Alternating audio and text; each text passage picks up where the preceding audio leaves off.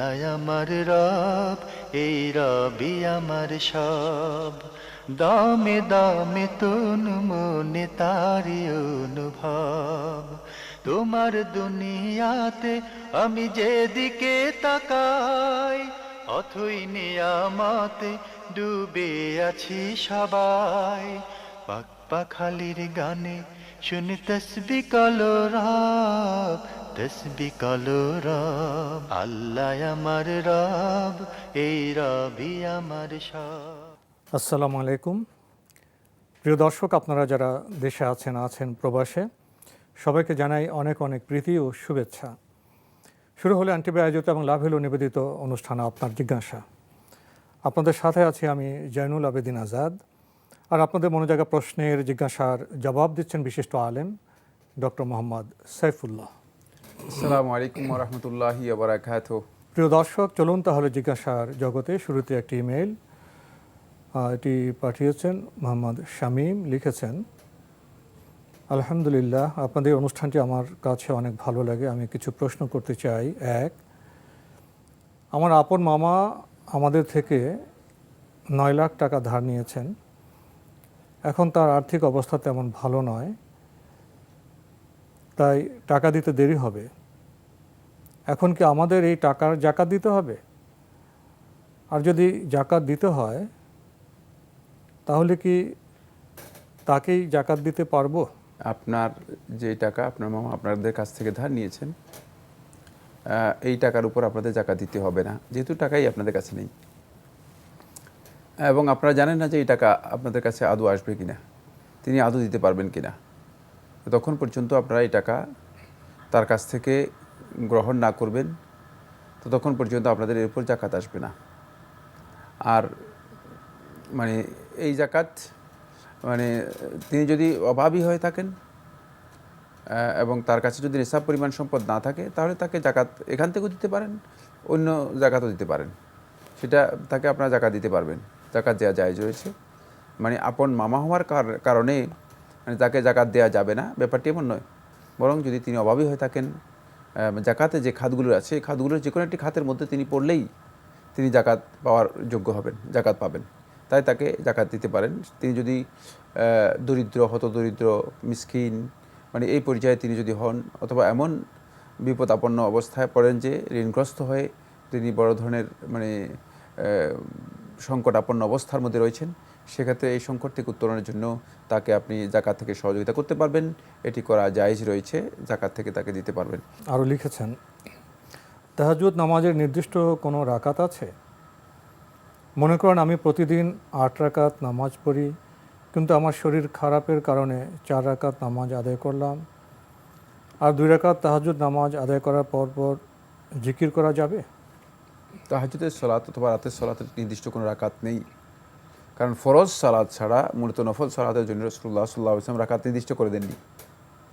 শুধুমাত্র ফরজ সালাতের জন্য রাকাত নির্দিষ্ট করা রয়েছে।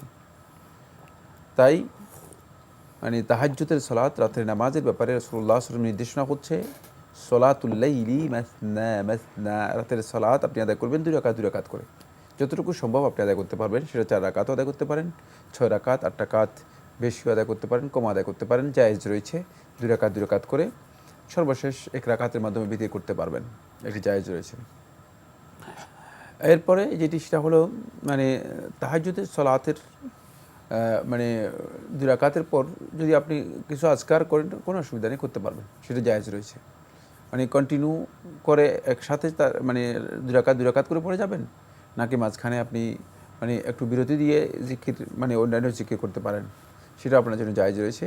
তবে সালাত কোনো সন্দেহ নেই, আমরা অনেকে মনে করে থাকি যে হয়তো জিকির একটা ভিন্ন জিনিস, সালাত আর একটা ভিন্ন জিনিস। সালাত হচ্ছে সবচেয়ে উত্তম জিকির, সালাতের মধ্যেই মূলত সবচেয়ে বেশি জিকির করা হয় থাকে আল্লাহ সুবহানাহু ওয়া তাআলার। সুতরাং মানে ওই জিকির যেটা আপনি করবেন সেটা সালাতের মধ্যে আপনি যদি অতিরিক্ত করেন, তাহলেই যথেষ্ট হয়ে যাবে। যে দোয়াগুলো আপনি মানে মানে পড়বেন, সেই দোয়াগুলো আপনি সালাতের মধ্যে আদায় করলেই আপনি আল্লাহ রাব্বুল আলামিনের সবচেয়ে উত্তম জিকির করলেন। যখন আপনি রুকু করবেন, তখন আল্লাহ রাব্বুল আলামিনের তাওয়ীম, আল্লাহ রাব্বুল আলামিনের বড়ত্ব, শ্রেষ্ঠত্ব, আল্লাহ রাব্বুল আলামিনের মর্যাদার বিষয়গুলো তুলে ধরবেন। সেখানে যে সমস্ত দোয়ার মধ্যে, যে সমস্ত মানে বক্তব্যের মধ্যে আল্লাহ সুবহানাহু ওয়া তাআলার মর্যাদার বিষয়গুলো আছে, সেগুলো সেখানে তুলে ধরবেন।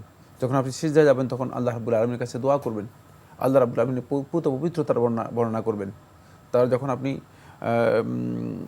শেষ বৈঠকে বসবেন অথবা তাশাহুদের জন্য বসবেন, তখন আপনি আল্লাহ রাব্বুল আলামিনের কাছে বিভিন্ন কিছু থেকে মানে পানাহ চাইবেন।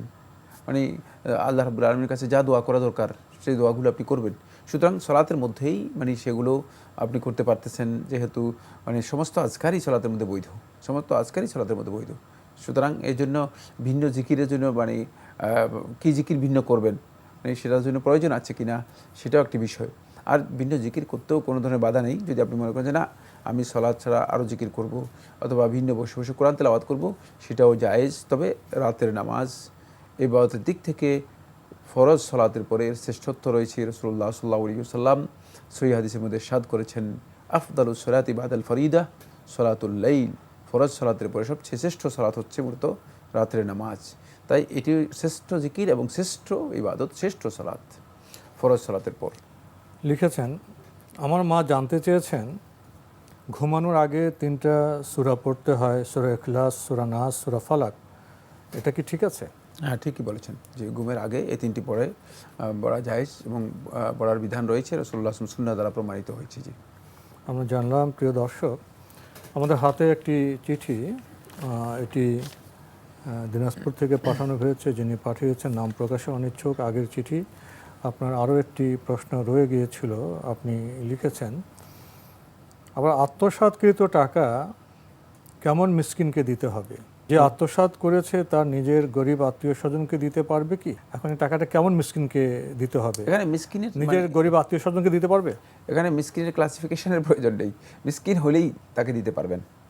মানে মিসকিনের জন্য শর্ত নয় যে মিসকিন এরকম হতে হবে বা এই কোয়ালিটির মিসকিন হতে হবে। মিসকিন আত্মীয় স্বজন হলেও তারা এখান থেকে আপনার কাছ থেকে এই টাকা নিতে পারবে, তাদেরকে দেওয়া জায়েজ রয়েছে। আমরা আত্মীয় স্বজন হলে যে মানে তাদেরকে দান করতে পারবো না, ব্যাপারটা এমন নয়। বরং আত্মীয় স্বজন হলে তাদেরকে দান করা হচ্ছে উত্তম। মানে আমাদের একটা মিসকনসেপ্ট বা ভুল ধারণা এটা যে মনে হয় আত্মীয় স্বজন হলে তাদেরকে দান করা যাবে না। না, আত্মীয় স্বজন মিসকিন থেকে যাবে, তাহলে আপনি দান করবেন কাদেরকে? বরং আত্মীয় স্বজনদেরকে দান করাটাই হচ্ছে প্রথম কাজ। আত্মীয়তার হক আদায় হলো, আত্মীয়তার সম্পর্ক রক্ষা হলো, অতিরিক্ত সদকা হলো। সুতরাং এক্ষেত্রে মিসকিন যদি মানে আত্মীয় স্বজন হয়ে থাকে, নিকটাত্মীয় হয়ে থাকে, তাদেরকেই প্রথম প্রায়োরিটি দিতে হবে, প্রাধান্য দিতে হবে এবং তাদেরকে আপনি সদকা করবেন, তাদের কাছে আদায় করবেন। আর আত্মসাৎকৃত হোক, সেটা যখন সদকায় চলে যাবে তখন মানে এটি সদকা হিসেবেই গ্রহণযোগ্য হবে। আমরা জানলাম প্রিয় দর্শক, আমাদের হাতে একটি ইমেইল, এটি পাঠিয়েছেন রিয়াদ থেকে মিজানুর রহমান। লিখেছেন, মৃত ব্যক্তির পক্ষে বদলি হজ পালন করতে পারবো কি? হ্যাঁ, মৃত ব্যক্তির পক্ষ থেকে বদলি হজ করা জায়েজ রয়েছে। যেহেতু তার পক্ষ থেকে হজ করা জায়েজ, সেহেতু অধিকাংশ ওলামায়ে কেরাম বলেছেন তার পক্ষ থেকে বদলি হজ করাও জায়েজ রয়েছে। আর সেটা নফলও আদায় করতে পারেন, অথবা তার উপর যদি ওয়াজিব হয়ে থাকে তাহলে তার ওয়াজিবটাও আপনি আদায় করতে পারবেন। মানে তার পক্ষ থেকে নিয়ত করলে হয়তো আল্লাহ সুবহানাহু ওয়া তাআলা সেটা কবুল করবেন, যে মৃত ব্যক্তির পক্ষ থেকে আপনি আদায় করতে পারবেন। লিখেছেন, জীবিত ব্যক্তির পক্ষে বদলি হজ পালন করতে চাইলে কি কোনো শর্ত আছে? না, জীবিত ব্যক্তির পক্ষ থেকে কোনো হজ, বদলি হজ নয়, হজ বা বদলি হজ কোনোটাই করা যাবে না। যদি তিনি অসুস্থ হন তাহলে তার পক্ষ থেকে হজ অথবা বদলি হজ করা যাবে। জীবিত সুস্থ ব্যক্তি, সুস্থ সবল ব্যক্তি, তার পক্ষ থেকে হজ অথবা বদলি হজ কোনোটাই করার বিধান নেই।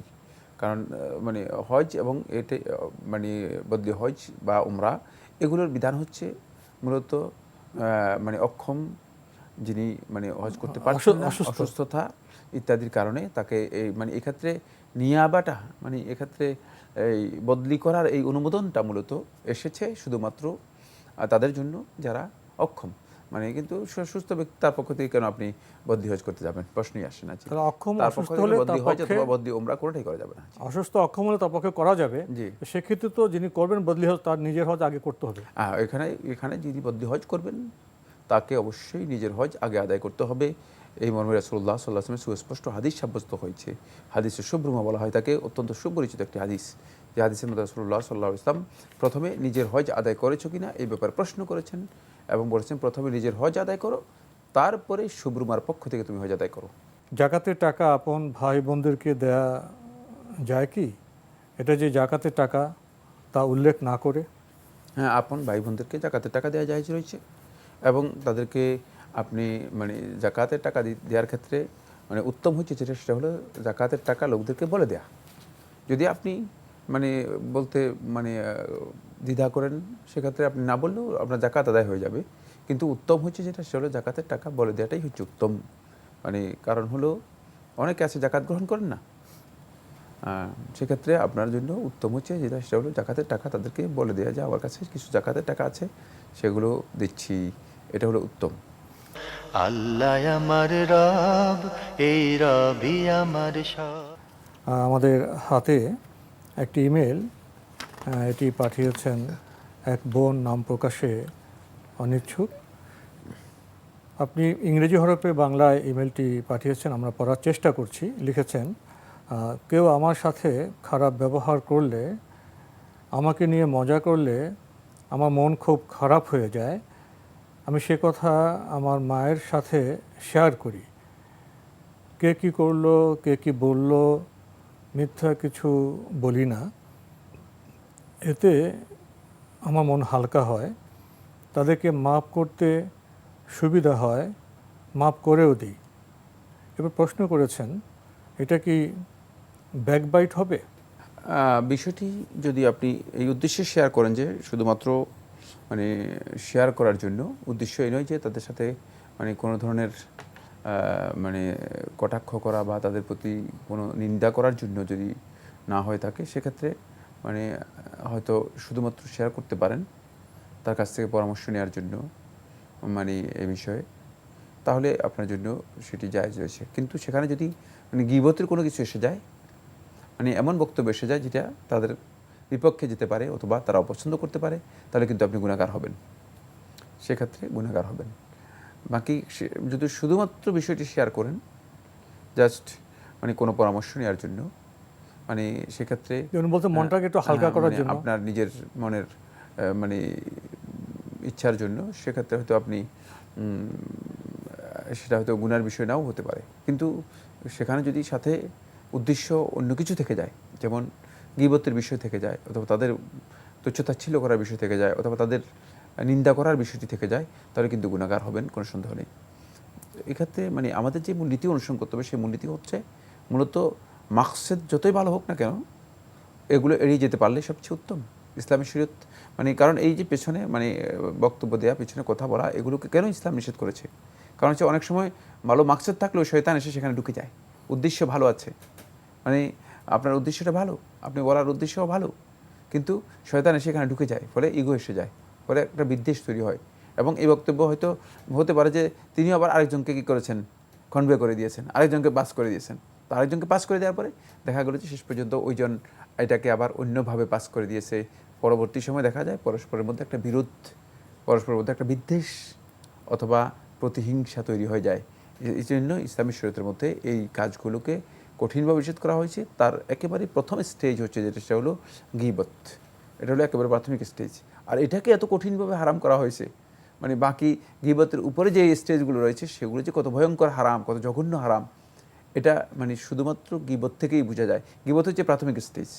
সুতরাং গীবতটাকেই এই জন্য নিষেধ করে দেওয়া হয়েছে। তাই কোনোভাবে যদি এর মধ্যে নিন্দার কোনো দিক থেকে যায়, অথবা এমন বিষয় থেকে যায় যেগুলো তাদের কাছে মানে তুলে ধরলে তারা অপছন্দ করতেন, তাদের নিজেদের জন্য তারা এটাকে মানহানির বিষয় মনে করতেন, তাহলে অবশ্যই এটি গীবতের মানে পর্যায়ে চলে যেতে পারে এবং গুনাহ হবে, কোনো সন্দেহ নেই। লিখেছেন, আমি আমার মনের কষ্টের কথা কি কাউকে বলতে পারবো না? কারো কারো বেলায় যাদের কথা বলি, আমার মাও তাদের নেগেটিভ দিকগুলো জানেন। এমন কারো কাছে নেগেটিভ কথা শেয়ার করলে কি সেটা ব্যাকবাইট হবে? আমরা বলে দিয়েছি, স্পষ্ট বক্তব্য আমাদের শিখিয়েছে এই বিষয়ে যে একই কথাই আপনি একই প্রশ্নকে মানে আরেকবার মানে রিপিট করেছেন। মানে প্রশ্ন এরকম নয়, খেয়াল রাখতে হবে যে মানে আপনার মনের কষ্ট মানে আপনি মানে এতটুকু ধৈর্য ধারণ করার ইসলামের বিধান রয়েছে। মানে কেউ হয়তো কথা বলেছে, হয়তো আপনার কাছে মনে হয়েছে এটা আপনাকে ব্যঙ্গ করেছে। মানে এখন জিনিসটা তো মানে হতে পারে যে একেবারে খুবই সিম্পল বিষয় হতে পারে। সুতরাং আপনি এটা নিয়ে মানে অন্যের সাথে শেয়ার করে সেটাকে জিনিসটাকে যদি মানে ফিতনা বা বিপর্যয়ের দিকে ঠেলে দেন, তাহলে আপনি ক্ষতিগ্রস্ত হবেন, আরও অন্যরাও ক্ষতিগ্রস্ত হবে, এবং সেখানে এর মাধ্যমে মূলত সামাজিক বিপর্যয় তৈরি হয়। এর মাধ্যমে সামাজিক বিপর্যয় তৈরি হয়। অনেক সময় দেখা যায় যে উদ্দেশ্য খুবই ভালো, উদ্দেশ্য হচ্ছে মানে ফিতনা করার নয়, কিন্তু সেই উদ্দেশ্যটা পরবর্তী সময় মানে খারাপ দিকে নিয়ে যায়, যেহেতু এই সমস্ত কাজের পেছনে শয়তান মূলত ইন্ধন যোগায়। শয়তান চেষ্টা করে যে একটু যদি এখানে মানে সামান্য বিচ্যুত করা যায় তাহলে কিন্তু মানে ভয়ঙ্কর একটা বিপর্যয় তৈরি করা যাবে আল্লাহর বান্দাদের মাঝে। আল্লাহর বান্দাদের মধ্যে একটা বড় ধরনের বিদ্বেষ তৈরি করে দিয়ে, বিরোধ তৈরি করে দিয়ে শেষ পর্যন্ত ফাটল সৃষ্টি করবে। এবং শয়তান এই কাজে খুবই দক্ষ। শয়তানের এই দক্ষতাকে শয়তান কাজে লাগায়, মানে আমাদের অনেকের মানে ভালো উদ্দেশ্যকে সেখানে ব্যবহার করা হয়। সুতরাং ভালো উদ্দেশ্যেও এগুলো যথাসম্ভব পরিহার করাটা হচ্ছে উত্তম, কোনো সন্দেহ নেই।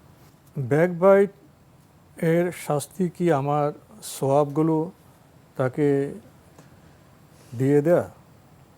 যার ব্যাকবাইট করছি তার কাছে মাপ না চাইলে কি আল্লাহ আমাকে মাপ করবেন না? ব্যাকবাইটের শাস্তি মূলত মানে সওয়াবগুলো আপনি দিয়ে দিবেন, এই ধরনের বক্তব্য সঠিক নয়। আর যার ব্যাকবাইট করছেন তার কাছে ক্ষমা না চাইলে যারা তো মাফ করবেন না, এটাও সঠিক নয়। আল্লাহ রাব্বুল আলামিনের কাছে তওবা করলে আল্লাহ সুবহানাহু ওয়া তাআলা সপ্তাহে তওবা, আল্লাহ বান্দাদের তওবা করে দেবেন। তবে এই ধরনের ব্যাকবাইট যেটি বলছেন বা এই ধরনের মানে পরনিন্দা অথবা মানে গীবত যেটি রয়েছে, এগুলোর যেহেতু বান্দার হকের সাথে জড়িত রয়েছে, মানে বান্দার হকের জন্য বান্দার কাছেই ক্ষমা চাইতে হবে। যদি ক্ষমা চাওয়ার সুযোগ থাকে বান্দার কাছেই ক্ষমা চাইতে হবে। আল্লাহ রাব্বুল আলামিনের কাছে তো ক্ষমা চাইবেনই, এবং বান্দার কাছে যদি আপনার ক্ষমা চাওয়ার সুযোগ থাকে বান্দার কাছে আপনি ক্ষমা চেয়ে নিতে হবে, কারণ হচ্ছে তার হকের সাথে জড়িত। অন্যথায় আপনি কিয়ামতের দিনের বিষয়ে অবশ্যই আল্লাহ রাব্বুল আলামিনের কাছে আপনাকে এ বিষয়ে জিজ্ঞাসিত হতে হবে, জবাবদিহি করতে হবে, অথবা তার হক আদায় করে দিতে হবে। কখন কার কার দুর্ব্যবহারের করার কথা, মজা করার কথা বা অন্য কোনো কিছু মাকে বলেছি তা তো পুরো মনে নেই, কিছু কিছু মনে আছে।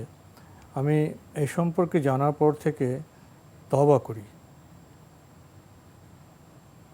আল্লাহ কি না জেনে করা এই গুনাহ মাফ করে দেন?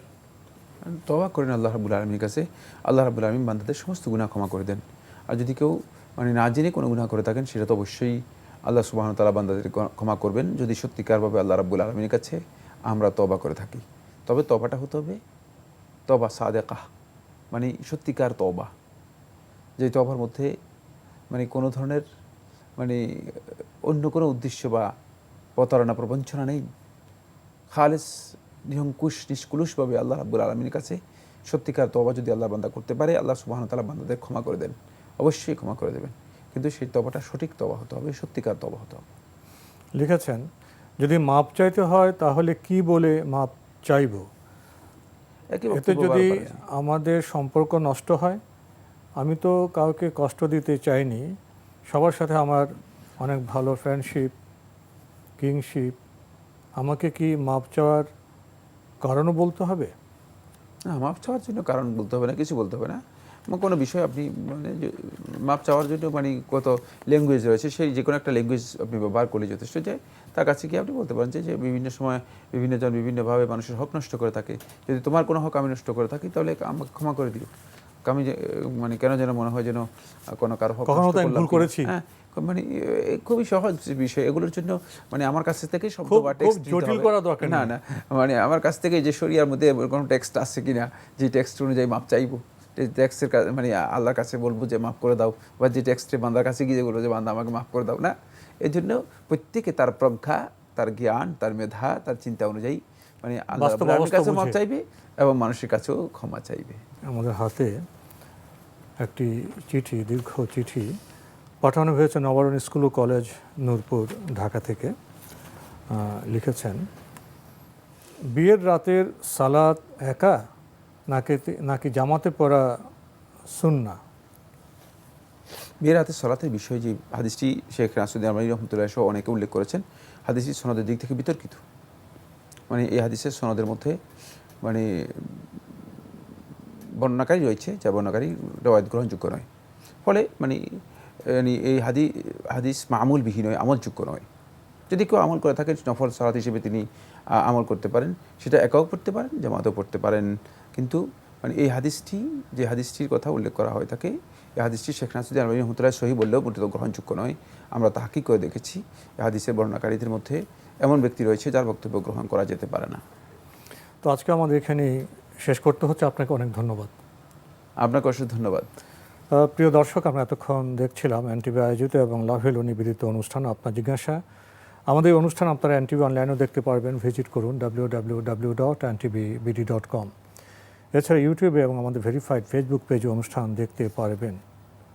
বিয়ে সংক্রান্ত কত প্রশ্ন, আজকে শেষে আমরা বিয়ের রাতে সালাত সম্পর্কে জানলাম। কিন্তু বিয়েকে কেন্দ্র করে যে মৌলিকভাবে আমরা অনেক ভুল কাজ করি, অনেক গুনার কাজ করি, ভিন সংস্কৃতির বিষয়, অনাচার অদাচার প্রবেশ করছে মুসলমানদের বিয়ের অনুষ্ঠানগুলোতে, সে বিষয়ে আমরা কতটা সচেতন, কতটা সতর্ক? বিয়ে কি? বিয়ের ক্ষেত্রে পাত্রপাত্রী পছন্দের ক্ষেত্রে কোন বিষয়গুলো গুরুত্ব পাবে, সে বিষয়ে কি আমরা খুব সচেতন? আসুন এ সংক্রান্ত বিষয়গুলো সম্পর্কে আমরা সহিভাবে জানার চেষ্টা করি, তাহলে আমাদের বিয়ে সুন্দর হবে, জীবনও ইনশাআল্লাহ সুন্দর হবে। চিঠি লিখুন, প্রশ্ন পাঠান আমাদের ঠিকানায়। পরিচালক আপনার জিজ্ঞাসা, এনটিভি, বিএসসিসি ভবন, 7ম তলা, 102 কাজী নজরুল ইসলাম এভিনিউ, কারওয়ান বাজার, ঢাকা 1215। আপনারা ইমেলও করতে পারেন। আমাদের ইমেল অ্যাড্রেস আপনার জিজ্ঞাসা @ntvbd.com। প্রিয় দর্শক, মহান আল্লাহ আমাদের সবাইকে নিরাপদে রাখুন, রাখুন শান্তিতে।